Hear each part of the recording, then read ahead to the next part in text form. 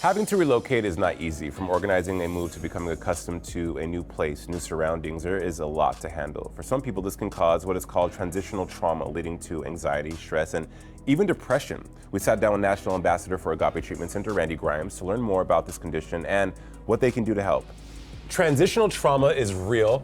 I say that because I've experienced it, moving from the West Coast to the East Coast in the height of the pandemic and leaving behind a whole identity. And I didn't know how it would affect me, but we'll talk a little bit about that. But tell our audience, what exactly is transitional trauma? Well, I had a great 10-year career with the Tampa Bay Buccaneers, but I also had 5 different head coaches.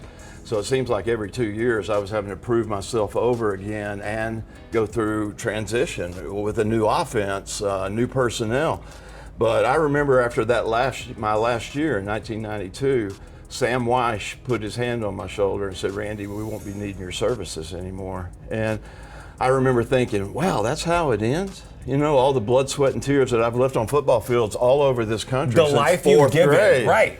And that's how it ends. Not that I expected to have an expressway named after me or a party or anything like that, but I never thought it would end like that. And I just raked everything out of my locker into a black trash bag and walked out the back door, and Randy Grimes, the football player, didn't exist anymore. And I struggled with that for a long time.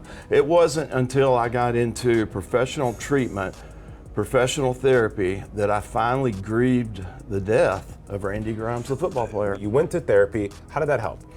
Yeah, it's everything, you know. That's on me because I allowed football to become who I was instead of just something I was good at. But man, when I didn't have that uniform, when I didn't have that playbook to look at anymore, when I didn't have that itinerary to go by, you know, I didn't even know who I was. You know, I didn't know how to be a father or husband or employee, you know, or anything like that. I was so lost without being Randy Grimes, the football player.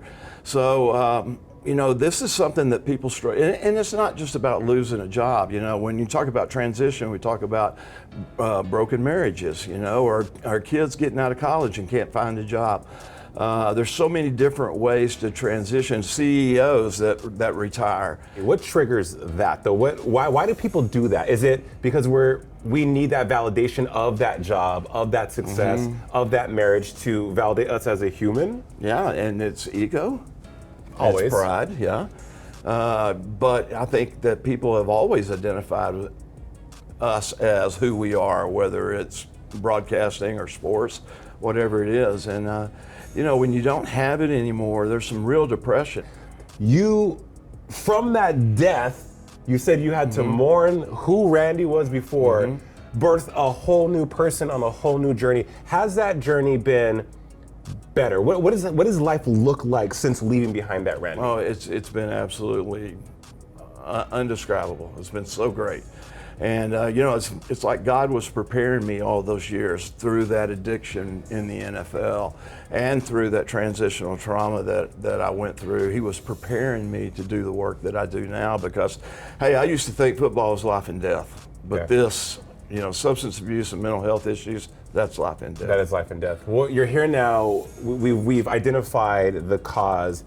How do we help people that are experiencing transitional trauma? Well, first of all, I think they need to know that it's okay to not be okay, you know, but you got to put your hand up and ask for help. There's hope and there's help out there, but you've got to ask for it. Thank you, Randy. Thank you.